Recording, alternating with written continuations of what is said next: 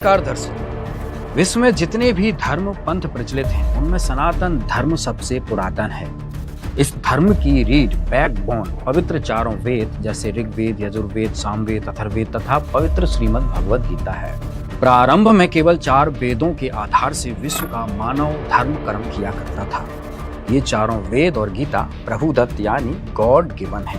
ध्यान देने योग्य बात यह है कि जो ज्ञान स्वयं परमात्मा ने बताया है वह ज्ञान पूर्ण सत्य होता है। इसलिए ये दोनों शास्त्र वेद तथा श्रीमद् भगवद गीता निसंदेह विश्वसनीय है। प्रत्येक मानव को इनके अंदर बताई साधना करनी चाहिए। वह साधना शास्त्र विधि अनुसार कही जाती है। इन शास्त्रों में जो साधना नहीं करने को कहा है उसे जो करता है वह शास्त्र विधि त्याग कर मनमाना आचरण कर रहा है, अर्थात गैर संवैधानिक प्रमाण रहित अंधभक्ति कर रहा है। अब आप स्वयं ही देखिए, अनिरुद्धाचार्य जी से एक जिज्ञासु ने बेहद महत्वपूर्ण और गूढ़ प्रश्न किया, मोक्ष आत्मा का होता है या मन का होता है? आचार्य जी ने इसके जवाब में क्या कहा, देखिए वीडियो। जी, मोक्ष किसका होता है? मोक्ष जो होता है, मोक्ष का अधिकारी है मन। मोक्ष का अधिकारी है मन। मोक्ष का अधिकारी है मन। माया मरी न मन मरा, मर मर गया शरीर। आशा तृष्णा ना मरी, कह गए दास कबीर। तो जो हमारा मन है वही मोक्ष का अधिकारी है, क्योंकि आत्मा तो मोक्ष से और जन्म मृत्यु सबसे परे है। तो जो मन है, कहते हैं ना सब मर गया, शरीर बूढ़ा हो गया, मन बुढ़ा नहीं हुआ। ठीक। तो मन को ही सारा सुख दुख मिलना है। सुना आपने, आत्मा ना तो जन्मती है ना ही मरती है, शरीर तो नासवान है, इसलिए मोक्ष तो मन का होता है। बात यह है कि अनिरुद्धाचार्य ये ज्ञान लेकर कहां से आए? क्या इस बात का प्रमाण किसी सदग्रंथ में है? आइए देखते हैं विस्तार से। दर्शकों, जब समाज गलत भक्ति मार्ग को अपना लेता है तो एक तत्वदर्शी संत का दायित्व बनता है कि वो भक्त समाज को सत्य से रूबरू कराए, और यहीं से प्रारंभ होता है। संत रामपाल जी महाराज का मिशन कि आपको कम से कम इतना तो पता होना चाहिए, क्या सच है और क्या झूठ, कौन भगवान के विधान के अनुसार ज्ञान दे रहा है, कौन गपोड़ सुना रहा है। दर्शकों, अनिरुद्धाचार्य के इस विधान का खंडन करते हुए संत रामपाल महाराज जी का कहना है कि आत्मा अविनाशी तो है, परंतु जन्म व मृत्यु के चक्र में पड़कर कष्ट पर कष्ट उठा रही है। इसका जन्म व मरण का चक्र समाप्त करवाकर सनातन परम धाम यानी सत्यलोक में पहुंचाना, वहां सदा के लिए सुखी कराना है, जहां जाने के पश्चात प्राणी फिर लौटकर संसार में कभी नहीं आता। परमात्मा के उस परम धाम सत्यलोक यानी शाश्वत स्थान को प्राप्त कराना आत्मा का मोक्ष है। गीता अध्याय 15 श्लोक 4 में बताया है कि तत्वदर्शी संत से तत्व ज्ञान रूपी शस्त्र प्राप्त करके उसके पश्चात अज्ञान को काटकर परमात्मा के उस परम पद को प्राप्त करना चाहिए, जहां जाने के पश्चात साधक लौटकर कभी संसार में जन्म मृत्यु के चक्र में नहीं आता। गीता अध्याय 18 श्लोक 62 में गीता ज्ञानदाता ने कहा है कि हे भारत, तू सर्व भाव से उस परमेश्वर की शरण में जा, उसकी कृपा से ही तू परम शांति को तथा सनातन परम धाम को प्राप्त होगा। दर्शकों, संत रामपाल जी महाराज ने स्पष्ट किया, जीव को जन्म मृत्यु के कष्ट से छुटकारा दिलाना आत्मा का मोक्ष कहा जाता है। अर्थात मोक्ष की परिभाषा है कि जीव का जन्म और मृत्यु का यह चक्र खत्म हो, इसको मोक्ष कहते हैं। उदाहरण के लिए जैसे पार्वती माता जन्म और मृत्यु के चक्र में थी। दर्शकों, हम सभी जानते हैं कि मृत्यु के पश्चात माता सती का अगला जन्म हिमालय राजा के यहाँ पार्वती जी रूप में हुआ और उनका विवाह शिव जी से हुआ। और जितनी बार भी पार्वती जी की मृत्यु हुई, भगवान शिव उनके रुंड यानी सिर के ऊपर के हिस्से को निकालकर एक धागे में डालकर रखते थे। एक दिन भगवान शिव सैर सपाटे को बाहर गए हुए थे। पीछे से नारद जी आए और बोले कि हे माता, आप जन्म मरण के दुख को सहन कर रही हो और आपके घर में एक ऐसी अनमोल वस्तु है जिसे प्राप्त करने से आपका यह जन्म मृत्यु मिट सकता है। तो पार्वती जी ने पूछा कि नारद, ऐसी कौन सी वस्तु है? नारद जी ने बताया कि भगवान शिव के पास एक अमर मंत्र है और वह किसी को नहीं बताते और स्वयं मंत्र का जाप करते हैं, जिस कारण से वह अमर है, और उस मंत्र के अभाव से आप जन्म मृत्यु को प्राप्त होते रहते हो। आपका 108वां जन्म है और भगवान शिव निरंतर चल रहे हैं और यह जितने भी रुंड टंगे हुए हैं यह आपके हैं। आप 107 बार मर चुकी हो। 107 बार ही आपने भगवान शिव को ही पति चुना है। 108वां जन्म आपका चल रहा है। तो पार्वती जी को यह बात गले नहीं उतरी कि भगवान शिव के पास ऐसा मंत्र हो और मुझे न दें। यह हो नहीं सकता नारद, क्योंकि वो मुझे बहुत प्यार करते हैं, वह मुझे सब कुछ दे सकते हैं। तो नारद जी कहने लगे कि माता, अभी तक आपने शिव जी से पति रूप में व्यवहार किया है, आपने उनको भगवान नहीं समझा, और जब तक आप उनसे भगवान के तुल्य व्यवहार नहीं करोगे तब तक भगवान शिव वह अमर मंत्र नहीं देंगे। इतना कहकर नारद जी चले गए, जिसके बाद पार्वती जी की नींद हराम हो गई और सोचा कि मुझसे कोई अवश्य ऐसी गलती बनी है जो ऐसी अनमोल वस्तु को मुझसे भगवान शिव जी ने छुपा रखा है। जिसके बाद पार्वती जी में एकदम नम्रता आई। पहले तो पार्वती जी जैसे पति पत्नी बोलते हैं ऐसे बोला करती थी, लेकिन उस दिन शिव जी के आते ही चरणों में दंडवत प्रणाम किया और पैर पकड़कर रोने लगी। भगवान शिव ने पूछा कि पार्वती, आपको किसने क्या कह दिया, क्यों रो रही हो, बताओ मुझे। तो पार्वती ने कहा कि भगवान, आपके रहते मुझे कौन क्या कह सकता है, लेकिन मैं ऐसी कोई गलती कर रही हूं जिस कारण से आपने मुझसे एक अनमोल वस्तु छुपा रखी है। मैं तो आपके सामने बालिका हूं और मुझे क्षमा करो। आपके पास एक अमोघ मंत्र है जिससे मेरा कल्याण हो सकता है। तो भगवान शिव ने सोचा, आज यह क्या कह रही है, यह कभी भी इस बात के निकट भी नहीं थी, न मैंने कभी ऐसी विनम्र देखी। तब शिव जी ने कहा कि तुझे कौन ऐसा भगवान मिल गया जो तेरी बुद्धि बदल दी। यह तेरे स्तर का ज्ञान नहीं पार्वती, तेरी बुद्धि को मैं खूब जानता हूं। तब पार्वती जी ने कहा कि नारद जी आए थे, उन्होंने मुझे बताया है कि इस माला में जितने भी यह रुंड सिर टंगे हुए हैं यह मेरे हैं। मैं 107 बार मर चुकी हूं और आपको ही मैंने प्रत्येक बार पति बनाया। हे भगवान, आप मुझे कितना प्यार करते हो, और जब मैं मरती थी तो क्या आपको दुख नहीं होता था, और फिर भी आपने मुझे वह वस्तु नहीं दी जिससे मैं आपके जीवन तक तो जीवित रह सकती थी। पार्वती की यह बात सुन भगवान शिव ने कहा कि सचमुच ये सब सिर तेरे ही हैं, और रही बात कि मैं तेरी मृत्यु के उपरांत में कितना दुखी हुआ करता था, तो वह मेरा मन जानता है। जैसे एक बार राजा दक्ष के यहाँ तू हवन कुंड में जलकर मृत्यु को प्राप्त हुई थी, जिसके बाद तेरे उस अस्थि पिंजर को लिए मैं 10,000 वर्ष तक सीने से लगाए फिरा। मैं इतना पागल की तरह तेरे ऊपर आसक्त था, तेरे वियोग में मैं इतना दुखी होता था।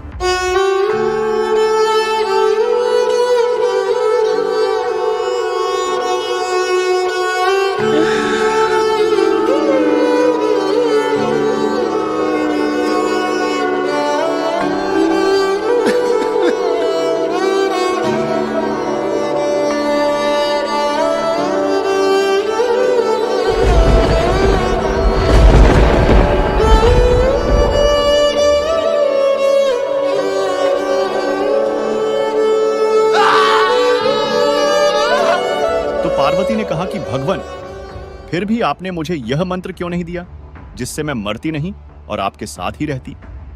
तब भगवान शिव ने कहा कि पार्वती, यह मंत्र ऐसे नहीं दिया जा सकता जब तक इच्छा प्रबल न हो। इस मंत्र के बताने का कोई लाभ नहीं, बल्कि बताने वाले को ही पाप लगता है। जैसे सीप एक जलीय जीव है, समुद्र में रहता है। जिस समय समुद्र के अंदर गर्म वातावरण बनता है और उसको प्यास लगती है, तो वह सीप समुद्र के जल को ग्रहण नहीं करती, वह पानी की ऊपर की सतह पर आ जाती है। और उस समय जब सीप का मुंह खुला हो तो स्वाति नक्षत्र में बारिश की एक ही बूंद पर्याप्त है उसमें मोती बनाने के लिए, और सीप का मुंह खुला ना हो, और सीप बेशक जल के ऊपर सतह पर घूम रही हो, चाहे सारा सावन बरस जाए उससे मोती नहीं बन सकता, क्योंकि उसका मुंह खुला नहीं है। ठीक इसी प्रकार भगवान शिव ने बताया कि आपके अंतःकरण का मुंह खुला नहीं था, आपके अंदर यह जिज्ञासा उत्पन्न नहीं हुई थी, और आज नारद जी ने आपके अंदर यह प्रेरणा पैदा करके आपके अंतःकरण की जिज्ञासा को प्रेरित कर दिया, जिससे आपकी प्रबल इच्छा हो गई। अब यह मंत्र दूंगा पार्वती, तो यह काम करेगा। पहले मैंने बहुत बार कोशिश की थी कि आपको यह मंत्र दूं, लेकिन आपकी भक्ति करने की रुचि नहीं थी, इसलिए मैंने आपको मरते हुए भी देखा। मैं रोता भी था, टक्कर मारता था, लेकिन यह अनमोल वस्तु दे नहीं सकता था। जिसके बाद शिव जी पार्वती को अमर मंत्र को देने के लिए एक एकांत स्थान पर ले जाते हैं और एक सूखे वृक्ष के पास बैठ जाते हैं, तथा वहां शिव जी ने हाथों से 3 बार ताली बजाई। भयंकर आवाज हुई, जिसके भय से सब पशु व पक्षी दूर चले गए। उस सूखे वृक्ष के तने की खोगर यानी सुराख में एक मादा तोते ने अंडे पैदा कर रखे थे। जो अंडे स्वस्थ थे, उनमें तोते पक्षी बनकर उड़ गए। एक अंडा गंदा, खराब हो गया था। गंदे अंडे वाला जीव उसी में था। जब शिवजी को विश्वास हो गया कि आसपास कोई प्राणी हमारी बातें सुनने वाला नहीं है, तब शिवजी पार्वती जी को पूर्ण परमात्मा की महिमा सुनानी प्रारंभ की तथा शरीर में बने कमल चक्रों के विषय में बताने लगे। प्रत्येक कमल को खोलने का मंत्र जाप भी बताने लगे, जो अमर मंत्र भगवान शिव को पूर्ण परमात्मा कबीर जी से प्राप्त हुआ था। इस विषय में कबीर परमात्मा ने कहा है, गरीब हम बैरागी ब्रह्मपद सन्यासी महादेव, सो हम मंत्र शिव को दिया, सो करे हमारी सेव। दर्शकों, शिव जी द्वारा बताए गए मंत्र सुनकर पार्वती जी प्रत्येक बात को स्वीकार करने का संकेत हाँ हाँ करके करती थी। कुछ समय पश्चात पार्वती जी समाधिस्थ हो गई।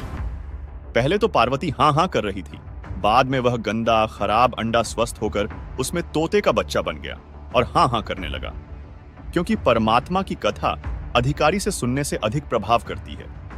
आवाज में अंतर जानकर शिव जी ने पार्वती की ओर देखा तो वह तो समाधि में थी। तो शिव जी ने सोचा, फिर हाँ हाँ कौन कर रहा है? किसी ने मेरा अमर मंत्र सुन लिया। अंतर्दृष्टि से देखा तो एक तोता सर्व ज्ञान सुन चुका था। शिव जी उस तोते को मारने के लिए उठे तो वह तोता उड़ चला। शिव जी भी आकाश मार्ग से उसका पीछा करने लगे। उसी समय वेदव्यास ऋषि की पत्नी ने जम्भाई ली तो उसके मुख के द्वारा तोते का शरीर त्याग कर वह जीव उस ऋषि की पत्नी के गर्भ में चला गया।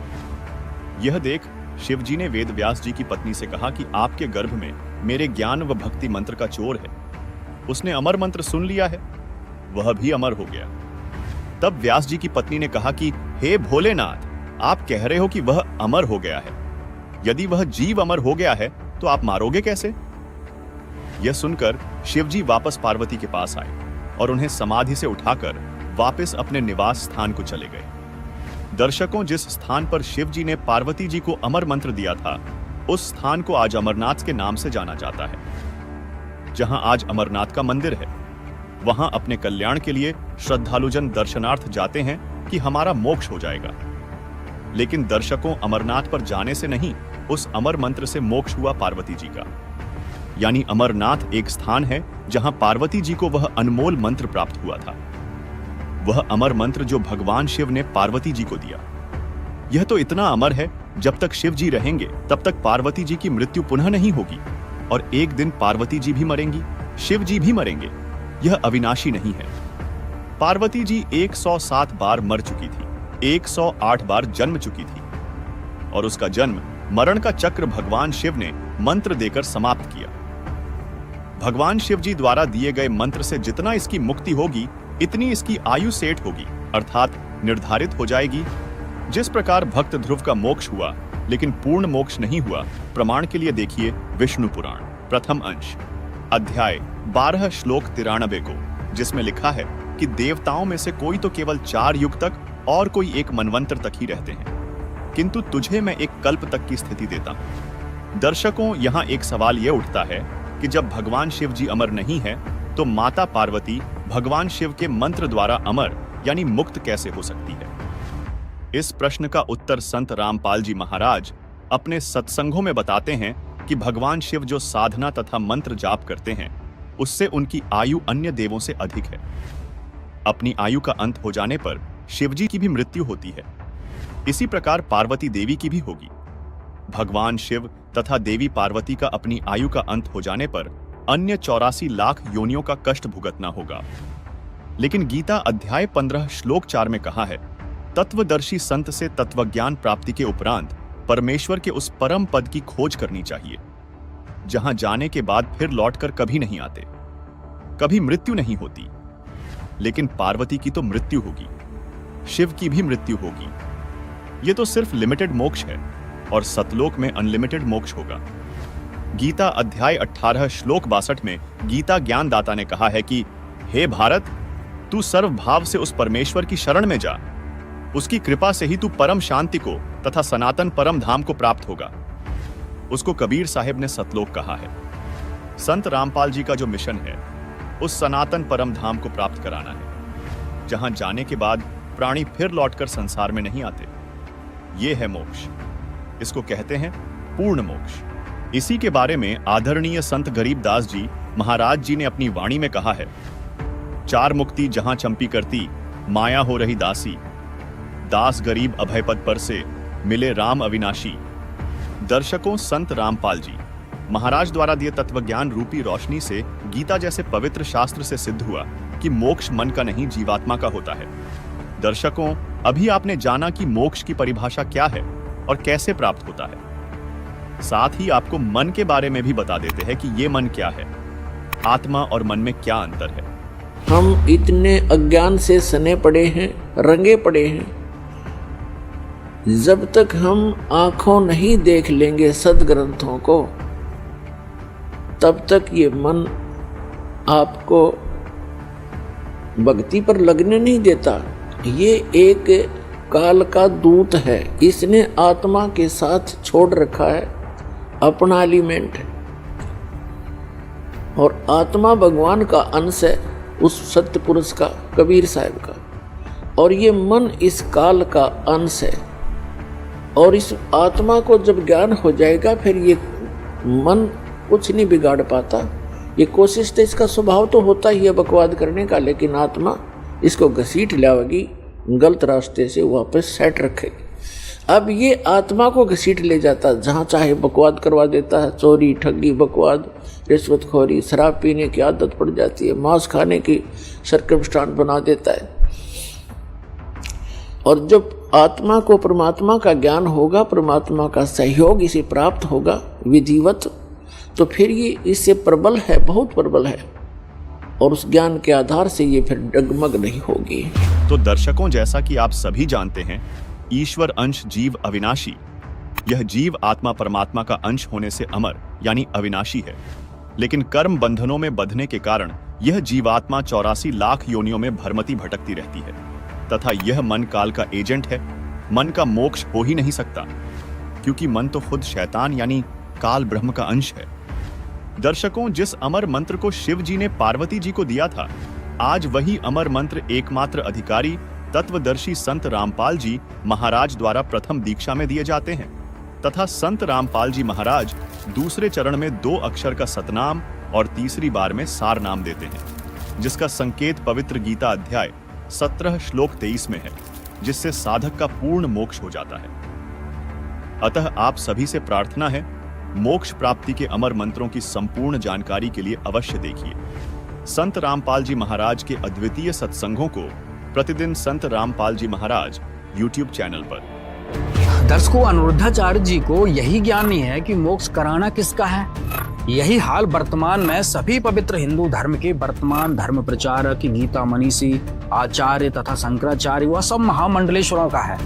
इसलिए अब वक्त आंखें खोलने का है, सत्य को पहचानने का है। दर्शकों, हमने आज जाना कि मोक्ष आत्मा का होता है, ना कि शरीर का या मन का।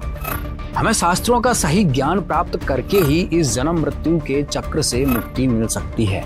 इस महत्वपूर्ण चर्चा के लिए हमारे साथ जुड़ने के लिए आप सभी का धन्यवाद।